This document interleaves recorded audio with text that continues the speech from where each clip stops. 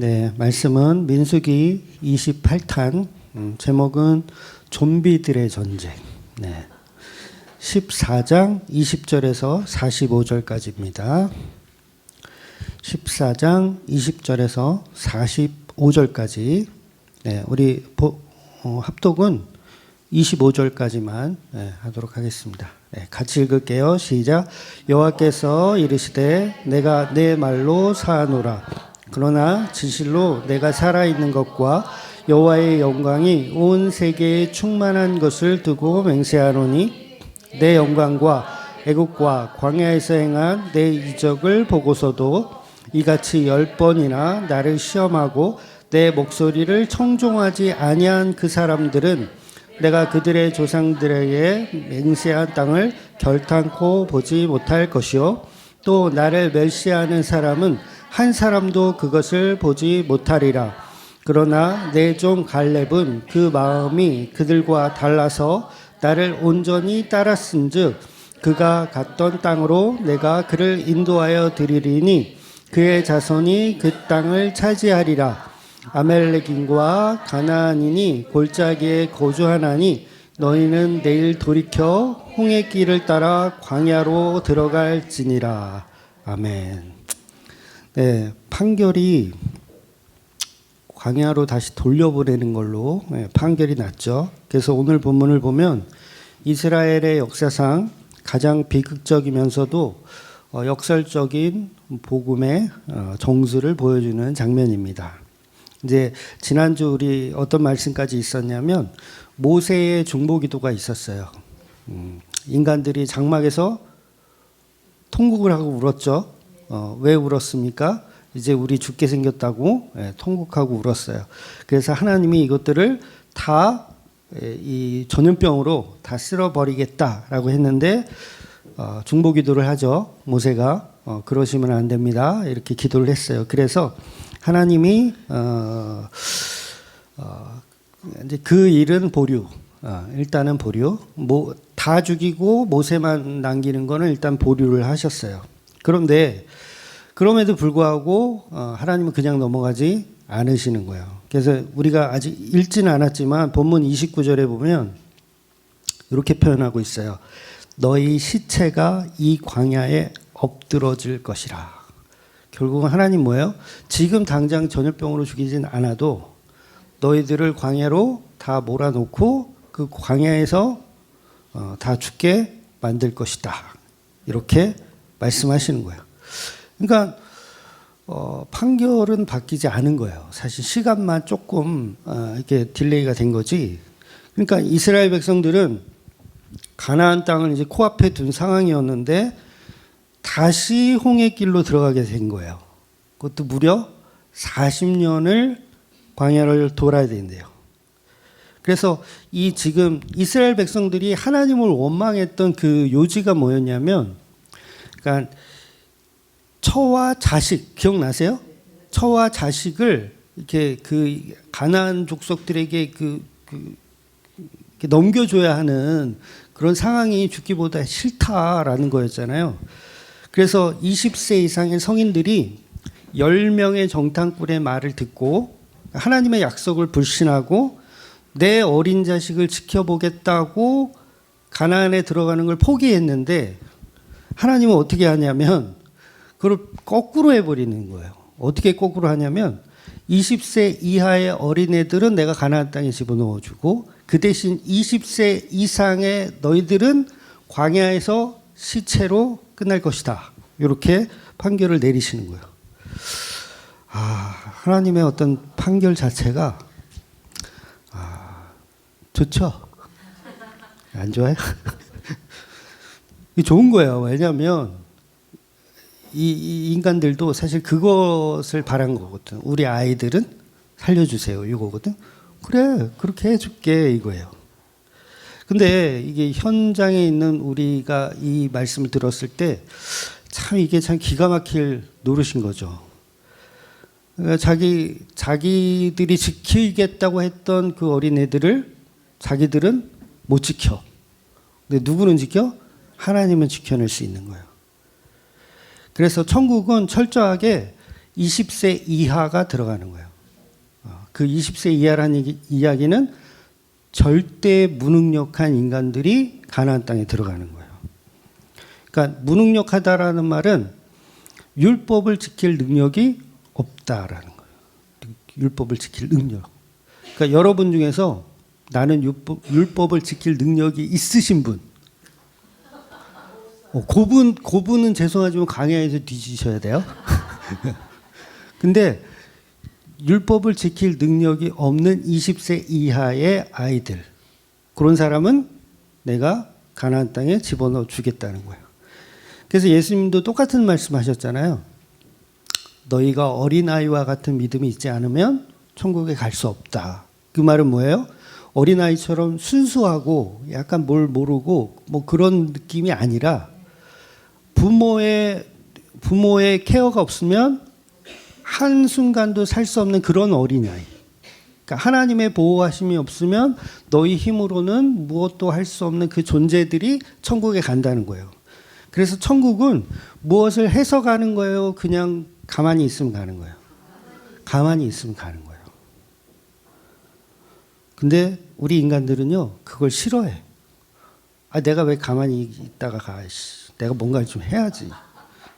그러니까 자꾸 종교를 만들고, 오늘 오전에도 말씀드린 것처럼 종교를 만들어서 본인이 마귀 짓을 하고 있는지를 모르더라는 거죠. 그래서 철저히 무능력. 그래서 기드온의 300 용사는 기드온의 300 고문관. 기드온의 300 고문관이라고 표현해야 사실은 맞는 거죠. 그래서 너희 어른들은 이제 어른들 중에서는 여호수아와 갈렙을 제외하고는 한 명도 약속의 땅에 들어가지 못한다라고 결론을 내주시는 거예요. 그래서 코앞이면 건너갈 가나안 땅을 이제 못 들어가고 다시 그 광야는 여러분 이스라엘 백성이 지금 어느 정도 경험을 했거든요. 가고 싶겠어요? 너무너무 싫은 곳이에요. 광야는. 그래서 이 상황 자체를 이스라엘 백성들은 받아들여요? 안 받아들여요? 이것도 안 받아들여요. 본문을 읽어보셨으면 알겠지만 이 하나님의 판결, 너희 다시 광야로 다시 돌아가, 이 자체를 받아들이지 못해요. 아마 저와 여러분이 그 자리에 있었어도 받아들이지 못했을 거예요. 그래서 오늘 본문의 이야기를 보면 종교적으로 해석하는 방향성이 있거든요. 오늘 본문을 읽고도 이스라엘 백성들이 불평했기 때문에 하나님이 광야 40년을 돌리니까 그럼 우리는 어떻게 해야 돼? 불평하지 말고 순종하여 40년을 아끼자. 이렇게 해석하잖아요. 근데 제가 서론에서 말씀드린 것처럼 어린아이와 같다라는 건 우리가 순종해서 갈 수 있는 천국이 아니란 얘기예요. 그래서 39절에 보면 39절 이하에 보면 백성들이 너네들 다시 광야에 가서 죽을 거야? 시체가 될 거야? 40년 동안 헤매게 될 거야? 이렇게 설명하니까 이스라엘 백성들이 이제 또 어떻게 합니까? 장막에 들어가서 또 통곡하는 거예요. 계속 통곡해. 하여튼 이 종교인들은 뭐만 했다 그러면 통곡이야. 모여라 우리 기도해야 된다. 지금 큰일 났다. 하나님이 또 우리를 40년을 광야로 또 보내가지고 거기서 또 시체 만드신데 어떻게 해야 되겠어요? 빨리 모여가지고 통곡하면서 기도해야 돼. 통곡하면서. 그러니까 기도해 보니까 이제 응답이 딱 오는 것 같아. 지금이라도 순종하자. 그럼 어떻게 해요? 군대를 모아라. 우리 가나안 쳐들어가자. 이게 하나님의 뜻이었다. 그래서 본문에서 진짜 이스라엘 백성들이 통곡하다가 지금이라도 우리가 하나님의 말씀에 순종해야지. 그러면서 어떻게 해요? 군대를 모아서, 군대도 아니지 사실, 오합지졸들을 모아서 가나안 땅을 쳐들어가자고 실제로 쳐들어가려고 막 이렇게 해요. 그래서 모세가 야단을 치죠. 야단을 쳐. 하나님의 허락이 없는데 너네들끼리 모여가지고 들어가면 뭐다? 개죽음이다. 뭐하는 짓이냐 이러면서 모세가 백성들을 야단을 쳐요. 다시 쳐들어가자고 하는 그 백성들을 가지고. 그런데 인간은 이렇게 말귀를 못 알아들어요.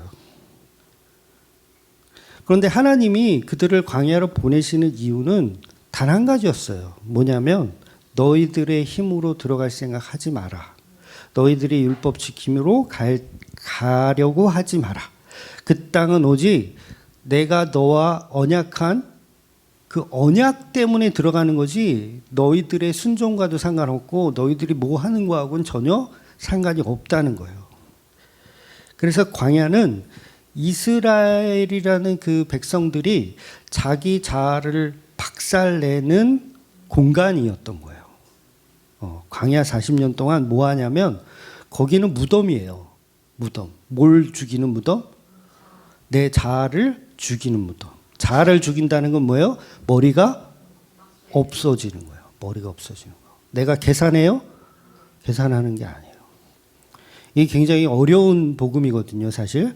교회 다니는데 생각 좀 해. 생각 좀 해. 생각 좀. 보통은 이게 종교가 맞거든요. 도대체 너네들은 아무 생각이 없어? 예배 오는데 왜 아무 생각 없이 있으니까 졸잖아. 근데 복음은 철저하게 생각하지 마요. 생각하지 마. 네가 뭘 하려고 하지 마. 어떡하라는 거야? 그러니까 그게 생각하지 않는 게 내 자아를 죽이는 일인 거예요. 그래서 내 자아가 없다는 건 내 머리를 인도하시고 이끌어 가시는 분이 예수 그리스도라는 거죠. 그래서 광야의 의미는 죽은 자로 살아라, 그 얘기인 거예요. 그래서 죽은 자를 모르는 상태이기 때문에 우리는 지옥과 같은 인생을 사는 거예요. 광야를 자기 생각과 계획을 가지고 살면 지옥이에요, 거기가. 근데 아무 생각이 없어. 그냥 만나 내릴 때가 됐는데 만나보도록 할까? 만나거든요. 오늘 저녁은 이 만나로 뭐 해 먹지? 떡을 해 먹을까? 아니면 튀겨 먹을까? 아, 걱정이네. 이런 삶. 그래서 인간의 가능성은 1%도 없다라고 만드는 과정이 바로 광야라는 거예요. 그래서 이 광야가 교회라면 여러분도 교회 다니면서 뭐 하는 거냐면 내 힘을 빼는 일을 하는 거예요. 빼는 힘이 계속 빠져. 힘이 없죠, 여러분. 그래서 오후 되면 거의 다 주무시는데 오늘은 별로 안 주무시네. 마이크를 바꿔서 그런가? 그래서 그러한 절망 속에서도 하나님이 남겨주시는 두 사람이 있어요. 그 사람이 바로 여호수아와 갈렙이란 말이에요. 그래서 왜 40년 후에 모세도 들어가지 못하는 가나안 땅을 이 두 사람만 들어가는 것일까? 이 두 사람이 기도를 많이 해서인가요? 네. 아니면 누구보다 순종해서인가요? 그것도 아니에요. 성격이 좋아서 어떤 긍정적인 마인드 아니면 리더십 이건 그냥 철저히 예수 그리스도와 신부된 교회의 예표인 거예요. 그냥 예표. 생각이 있다 없다? 생각이 없어요. 생각이 없어요, 얘네들은. 네. 그래서 여호수아라는 말 자체가 이미 제가 설명드렸지만 여호와는 구원이시다라는 뜻이에요. 그래서 예수라는 이름하고 예수는 헬라어 이름인데 이 여호수아는 히브리 이름으로 같은 단어인 거예요. 같은 단어. 뜻이 구원하시다. 하나님은 이 백성을 구원하시다라는 뜻. 그러니까 여호수아는 예수 그리스도의 모형으로 등장하는 거예요. 그렇다면 갈렙은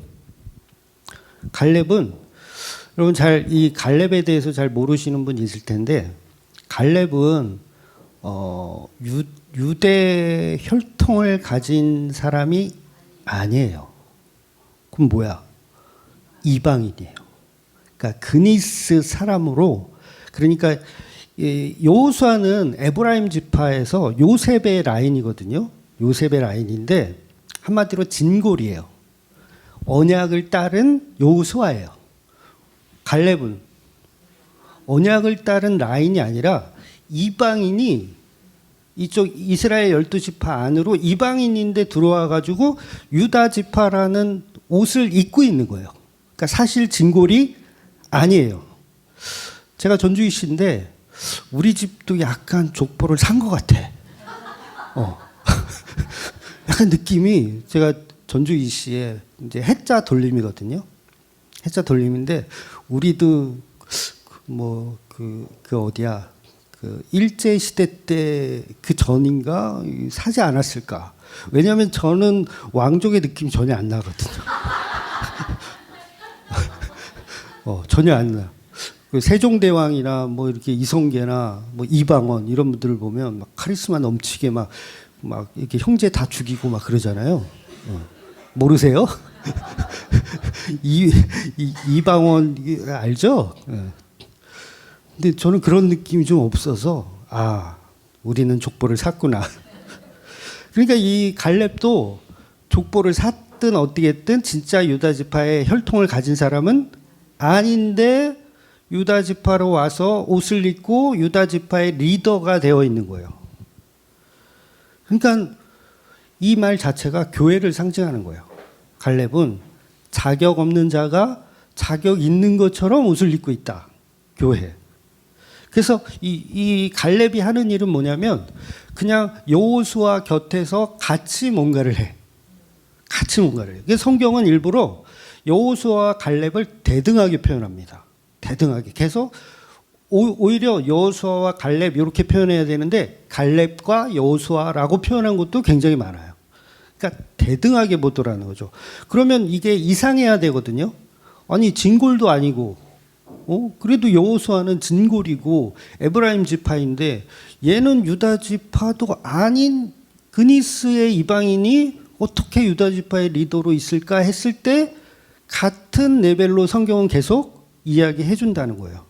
이 말은 예수 그리스도와 몸된 교회인 거예요. 그래서 예수 그리스도의 몸된 교회는 하나로 봅니다. 하나. 얘네 둘은 하나야 이렇게 보는 거예요. 그래서 예수님이 가시는 곳에 교회도 따라가는 거예요. 그러니까 여호수아가 가는 곳에 갈렙도 따라가는 거예요. 결국 갈렙은 그 누구보다 자격이 없는 사람인데 여호수아라는 진짜 리더자 옆에서 그와 함께 했던 존재를 표현하는 거예요. 여호수아가 옷을 찢으면 옆에서 같이 찢어. 여호수아가 돌을 맞으면 같이 맞아. 이게 갈렙의 모습이고 교회를 상징하더라는 거죠.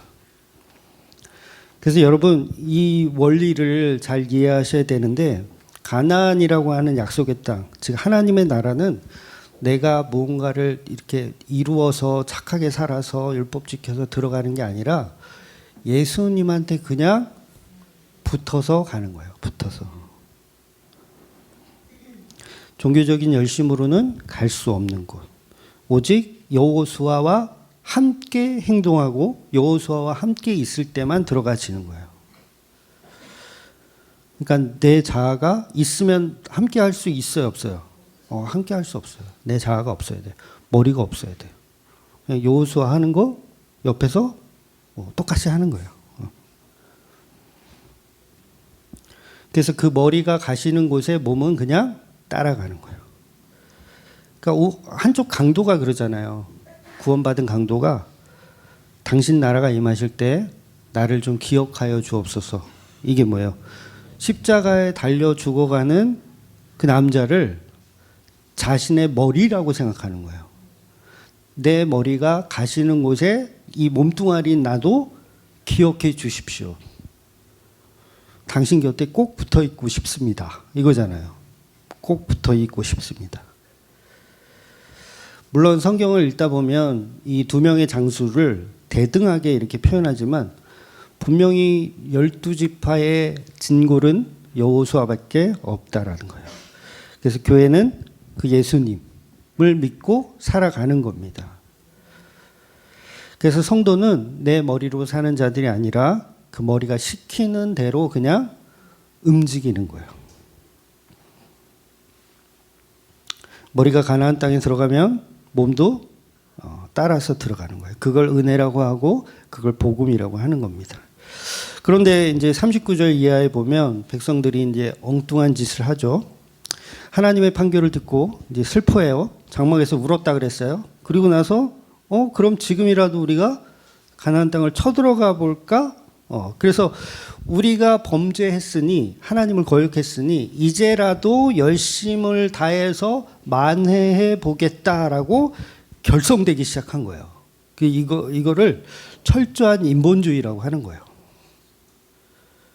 하나님은 너희는 안 돼라고 하고 너희는 이제 광야에서 죽어야 돼라고 하는데 그걸 받아들일 수가 없어. 그러니까 지금이라도 우리가 쳐들어가 보겠습니다. 지금이라도 노력하면 가나안을 정복할 수 있습니다라고 생각을 하는 거예요. 그래서 이 말 자체가 사실은 그 가나안 땅은 여호수아가 들어가야 되는데 자기들도 지금이라도 회개하고 뭐한다? 들어갈 수 있다라고 생각하는 거예요. 그래서 기독교의 회개를 많이 오해해요. 내가 그동안은 열심을 안 냈는데 율법의 말씀을 듣고 그 말씀대로 생활을 안 했는데 지금이라도 이 율법의 말씀을 듣고 지켜 행하겠다라고 하면 그걸 회개라고 생각해. 근데 그 회개가 오늘 본문의 이 어리석은 백성들의 모습이라는 거예요. 우리 가나안 땅 못 들어가요. 거기에는 네피림이 살고요. 거인들이 살아요. 우리는 메뚜기예요. 못 들어가요. 라고 했는데 요거를 회개하고 다시 들어가 볼게요. 그러면 우리는 박수를 쳐주죠. 이 사람 회개했다. 근데 본문은 전혀 그런 식으로 이야기하고 있지 않다는 거예요. 그래서 교회 안에서도 이런 잘못된 회개를 회개라고 착각하면서 뭔가 더 열심히 해보려고 하는 사람들이 교회 안에 우글우글 바글바글 버글버글 하나님의 직통 계시를 받아서 우리가 직접 들어가자 이런 인간들이 버글버글해요. 그러니까 율법주의에 있다가 마치 복음으로 돌아선 것처럼 근데 여전히 또 다른 율법을 만들어낼 뿐이에요.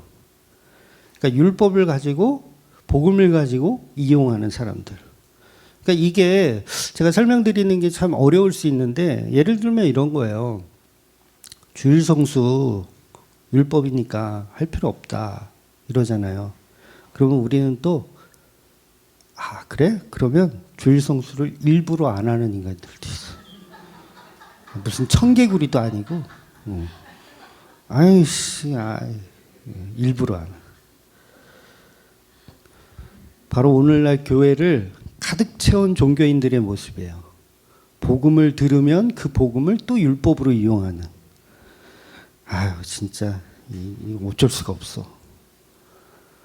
그러니까 십자가 복음은 너는 죽고 예수로 살아라 이 간단한 진리인데 자꾸 우리는 또 다른 율법에 매여. 그 가나안 땅은 너희들이 못 들어가는 거야. 예수가 함께할 때 들어가는 거야. 그러니까 본문에서 이스라엘 백성들이 들어갑시다 해서 들어가는 게 아니라 여호수아가 들어가자고 했을 때 그와 따라가서 들어가야 돼. 쉽죠? 여호수아가 들어가자고 했을 때는 안 들어간다 그랬다가 여호수아는 또 하나님이 광야에서 죽인다고 했으니까 안 들어가겠죠. 당연히. 여호수아는 안 들어가겠죠. 근데 자기들은 또 들어가겠대. 그러니까 이게 못 알아듣는 거예요. 계속. 복음을 줘도 그 복음을 율법으로 이용해 먹는. 결국 이 말은 내가 선악 구조를 구분해서 판단해서 증명해 보겠다는 거예요. 왜냐하면 백성들은 지금 선악 구조를 계속 돌려요. 어떻게 해야 하나님이 기뻐하시는 방향성을 가질까요? 들어가자 그랬는데 싫다 그랬어. 악해. 그러면 다시 짱구를 굴르죠. 그럼 무엇이 선인가? 들어가는 것이 선이구나. 이걸 또 짱구를 굴려가지고 들어가는 방향성으로 잡는다는 거예요. 그러니까 자기가 하나님이 되려고 하는 거예요, 이게. 그래서 무엇을 선택하든 그걸 여러분이 하나님의 뜻이라고 생각하지 마세요.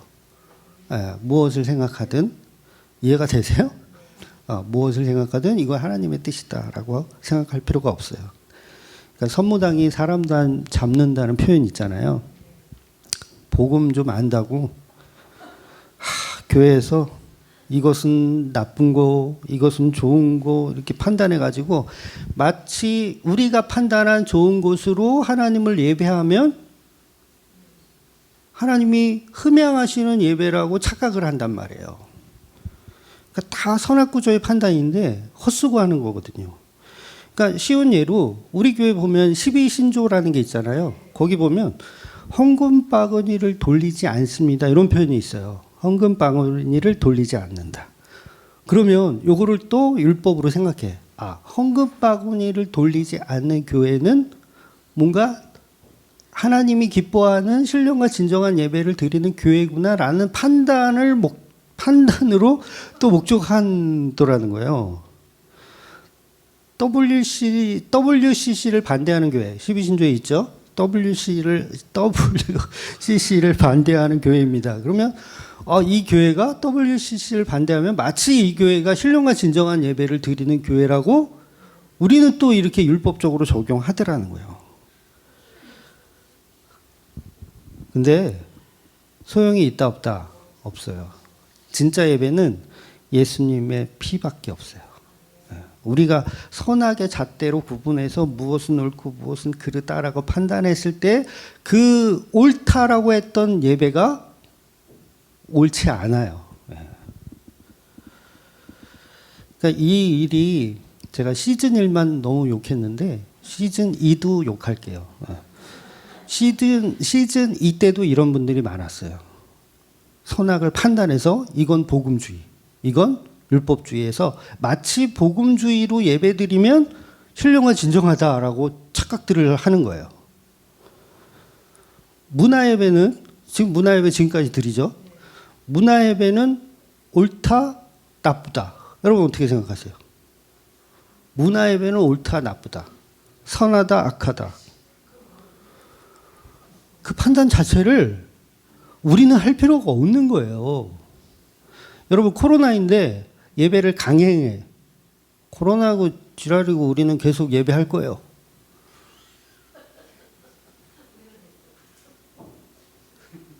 자, 이게 선이에요, 악이에요? 이것도 저것도 아닌 거예요. 근데 마치 코로나에도 예배를 강행하는 거는 율법주의적인 잣대다라고 판단하는 자체가 웃긴 거예요. 또 반대의 경우도 마찬가지예요. 그러니까 우리는 코로나인데도 예배 막 이렇게 신령하게 막 예배 드려. 우리는 이렇게 선해라고 하는 것도 잘못된 거예요. 그러니까 선악 구조가 있으면 안 되는 거예요. 오늘 교회 와서 예배 드리는데 여러분은 다 선해요? 아니면 집에서 자빠져 자는 사람이 선해요? 뭐야 그럼? 어떤 게 선하고 어떤 게 악하죠? 예배 그래도 주일인데 교회 와서 예배 드리는 여러분이 선하다. 집에서 자빠져 자고 있는 것들은 악하다. 이런 판단 자체로 예배를 드릴 수가 없어요. 예배는 무조건 예수님이 흘리신 그 피의 보혈인 거예요. 근데 우리는 계속 판단해요. 목사는 어떠해야 되고 집사는 어떠해야 되고 이런 잣대로 계속 판단하는 거예요. 그러니까 음악 얘기 제가 했지만 음악도 그렇잖아요. 교회에서 막 CCM을 부르고 막 그 사연팔이라 그러죠. 사연팔이. 그러니까 예배 시간에 막 사연팔이 하는 노래들이 있어요. 주 나를 놓지 마소서. 사연팔이잖아요. 아니에요? 그러니까 이런 사연팔이 노래들은 예배 때 들어가면 안 된다라고 주장하는 사람들 많거든요. 이게 선악구조인 거예요. 근데 그 사연팔이를 하든 아니면 성부, 성자, 성령을 찬양하는 뭐 찬송가 1장을 하든 거기에 예수 피가 있느냐 없느냐가 중요한 거지. 우리의 어떤 사연팔이를 하든 뭐 음악을 락으로 하든 뭐 랩으로 하든 뭐 트로트로 하든 그건 하나도 중요한 게 아닌 거예요. 근데 우리는 그 껍데기를 가지고 선악 구조를 판단해서 마치 선하게 예배드리면 신령과 진정한 예배라고 착각을 하는 거예요. 그러니까 인간들은 계속 못 알아듣는 거예요. 내가 판단해 보니까 지금이라도 쳐들어가야 될 것 같아. 그러면 우리 모여보자. 그래서 우리가 가나안 땅, 40년 동안 광야 또 들어갈래? 아니면 지금이라도 한번 대차게 한번 전투하고 한번 해볼래? 그러면 사람들은 대부분 대차게 한번 해보자. 어차피 40년 광야에서 죽느니. 근데 문제가 뭐냐면 44절에 보면 여호와의 언약궤가 진중에 머물렀더라. 그러니까 이 전투에 하나님은 개입을 하신다 안 하신다? 안 하시는 거예요. 언약궤가 뭐예요? 하나님의 임재를 상징하는 거예요. 은혜 없이 예수 없이 십자가 없이 자기들끼리 무엇을 하겠다라는 것은 그건 대참사가 일어납니다. 그게 오늘 본문에 나오는 호르마예요. 호르마. 그러니까 코로나 때 예배를 하든 안 하든 문화 예배가 세상적인 방식이든 아니든 중요한 것은 예수님의 피가 있느냐 없느냐인데 우리는 계속 그러한 잣대를 가지고 확인하는 거예요. 여러분 이혜원 TV에 나오는 음악 들어보셨어요? 아주 세상적이에요. 저는 그런 세상적인 음악이 좋습니다. 그런데 그런 음악이라도 선악의 구조가 아니라 예수님의 피가 있느냐를 봐야 되는 거예요. 제가 오전에도 악동 뮤지션 노래를 유행가지만 얘기했잖아요. 근데 그 유행가 속에서도 예수님의 그 언약이라는 피가 들어있다면 저는 그걸 복음이라고 생각하는 거예요. 물론 그 이찬혁 군이 그런 생각을 가지고 지었는지 작사를 했는지 그거는 모르겠어요. 근데 제가 그냥 듣기로는 여기 예수님 피가 보이면 그 노래도 뭐예요? 복음이에요. 그 노래를 언제 제가 문화예배 때 부를 수도 있어요. 농담이에요. 어려운 노래를 제가 어떻게 불러요? 그래서 본문에 나오는 지역 호르마는 저주와 파멸이라는 뜻입니다. 저주와 파멸. 그러니까 예수라는 머리 없이 우리의 몸뚱아리만 들어가면 저주와 파멸이에요. 여러분이 사는 모든 신앙생활 그리고 여러분의 모든 삶이 예수 없는 몸뚱이만 이렇게 둥둥 떠다니는 그 상태. 그걸 뭐라 그래요? 그걸 좀비라 그래요. 그걸 좀비라 그러는 거예요. 그러니까 예수가 없이 자기들끼리 쳐들어가자. 지금 언약궤도 없죠. 여호수아도 없죠. 모세도 없어요. 심지어 갈렙도 없어요. 아무것도 없는데 자기들끼리 전쟁을 하겠다는 거예요. 그럼 뭐예요? 좀비죠, 좀비. 좀비들이 전쟁을 하는 거예요. 예수라는 머리가 없어. 결국은 어때요? 인본주의를 똘똘 뭉쳐서 전투를 해보지만 결국은 패배. 그러니까 시체들만 나뒹구는 거예요. 그러니까 저와 여러분이 예수가 없이 우리의 선악구조로 아무리 열심히 교회를 크게 만들고 막 대형 교회를 만들고 구제 많이 하고 봉사하고 이웃을 섬기고 그래도 거기에 예수 그리스도라는 머리가 없으면 우리는 그냥 호르마 전쟁을 하고 있는 거예요. 그래서 본문은 우리에게 질문하는 거예요. 너는 지금 광야에서 육체가 죽어나가는 것을 받아들이고 있느냐? 아니면 여전히 네 힘으로 산 꼭대기에 올라가서 전쟁의 승리를 성취하고 싶으냐? 이거예요. 우리는 전쟁의 승리를 하는 게 중요한 것이 아니고 광야에서 사는 게 중요한 게 아니고 뭐가 중요하냐면 하나님이 하라는 대로 하는 게 중요한 거예요.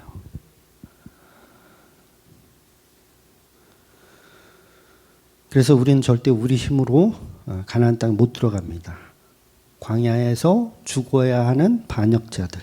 그런데 감사하게도 여호수아이신 예수 그리스도께서 그 율법을 다 완성하시고 우리의 선악 구조를 박살내시고, 그게 십자가에서 마귀의 대가리를 부시는 거거든요. 우리의 선악 구조를 언제 부신다고요? 십자가에서 부시는 거예요. 그 선악 구조가 없으니까 판단할 수가 없어.